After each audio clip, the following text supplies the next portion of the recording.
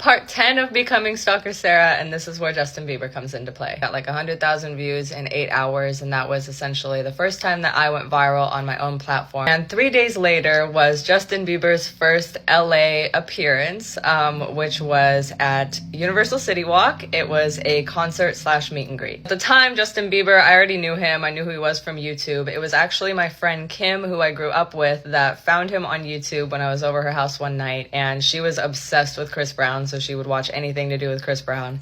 And we saw the With You cover, and we were like, oh my gosh, this kid's so cute. So I had messaged him a couple times on YouTube, and he responded to me, and that's why he followed me on Twitter like pretty early on. But I went to this concert that he did, this little meet and greet concert thing. I've never paid for a meet and greet before, so I think they were charging for the meet and greet, and I was just kind of like, but his first show, his first concert was super cool. The fact that it was at City Walk is just crazy.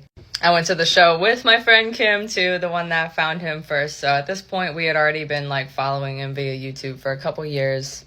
And I think One Time came out in March of 2009. And then I think I got a picture with him like right when Baby came out, but we'll get to that. So also in November 2009, I went to a Power of Youth event, and that was one of my favorite events that I went to during that time period. Brandon Michael Smith from Sunny with a Chance actually gave me his badge, so I went into the event and I spent the whole day there. It was also right around this time that I met Nina and Ian and a bunch of people from the Vampire Diaries. The Vampire Diaries was becoming popular, and that was my favorite show. And this was like a magazine party. So definitely at this point, I'm kind of graduating from just going to movie parties and young Hollywood, like Disney type events, to actual like GQ and magazine, Vogue, etc. type parties.